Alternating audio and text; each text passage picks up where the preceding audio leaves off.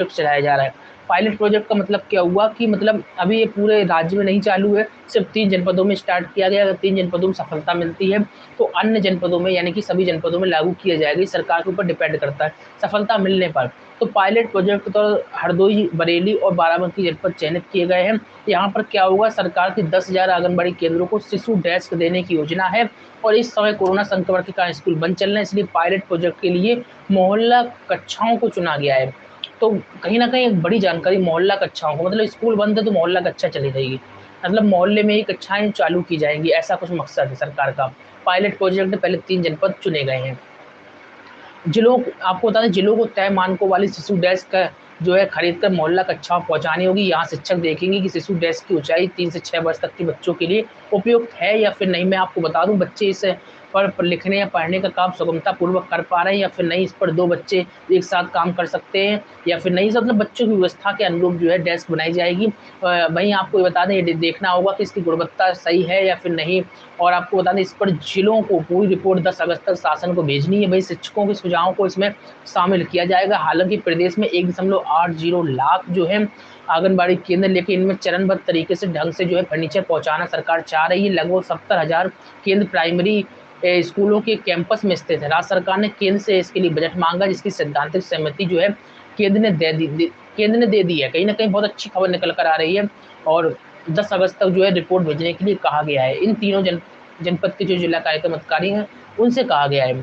तो सरकार कहीं न कहीं धीमे-धीमे सभी आंगनबाड़ी केंद्रों तक फर्नीचर पहुँचाएगी। ऐसा नहीं है कि सिर्फ़ विशेष जो है इन जनपदों के आंगनबाड़ी केंद्रों तक ही फर्नीचर आएँगे। सभी जनपदों तक आएँगे, लेकिन थोड़ा समय अभी भी जो है आपको बता दें लगेगा।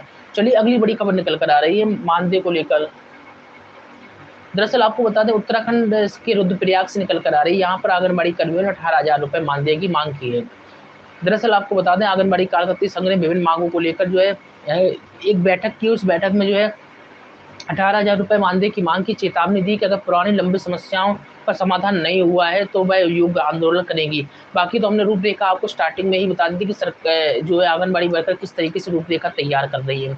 और 18,000 रुपए की मांग की गई। ब्लॉक कार्यकारिणी का गठन कर सर्वसम्मति से राजेश्वरी राणा को जो है यहाँ पर जखोली ब्लॉक का अध्यक्ष चुना गया, और इसी के साथ ही जो है अन्य कर्मियों को अलग अलग जिम्मेदारियां दी गई। आपको बता दें, आंगनबाड़ी प्रदेश संगठन की अध्यक्ष जो है, इन्होंने कहा है कि बैठक में बोलते हुए कहा कि कार्यकर्ताओं ने सरकार से विभागीय सुपरवाइजर के पदों पर बरसों से कार्य कर रहे आंगनबाड़ी कार्यकर्ताओं को आयु सीमा में छूट देकर 100% जो है आपको बता दें पदोन्नति करने, मिनी आंगनबाड़ी कार्यकर्ताओं को समान कार्यों को समान वेतन देने सहित न्यूनतम 18,000 रुपए मानदेय की मांग की गई है। वक्ताओं ने सरकार को चेतावनी देते हुए कहा कि शीघ्र अगर मांग पूरी नहीं हो तो चरणबद्ध तरीके से आंदोलन किया जाएगा।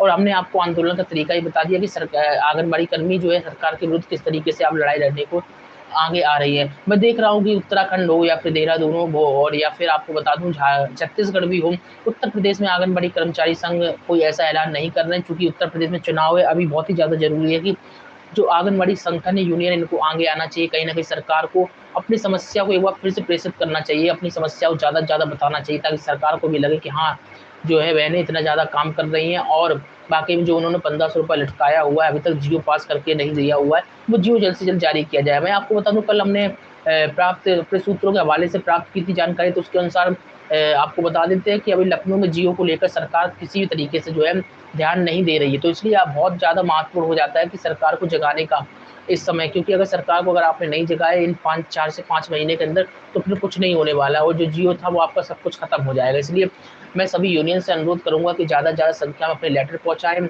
और सरकार को जगाने का काम करें, ध्यान आकृष्ट करने का काम करें, ताकि सरकार को भी पता चल सके जो उन्होंने ऐलान किया था आज से 2 साल पहले, और वो ऐलान आज तक जो है ज़मीनी स्तर पर लागू नहीं हुआ, तो उस ऐलान को लागू किया जाना चाहिए। अन्यथा की स्थिति में आंगनबाड़ी कर्मी नाराज़ हो, इसका असर जो है चुनाव परिणाम पर भी देखने को मिल सकता है। तो कहीं न कहीं इस मामले में जो है संगठन को आगे आना ही होगा, क्योंकि क्योंकि आपको बता दें, अगर अभी संगठन आगे नहीं आया, तो आपको बता दें ये सब जो मामला था, जो प्रोत्साहन राशि और ये सब वेतन वृद्धि को लेकर, वो सब ठंडे बस्ते में चला जाएगा।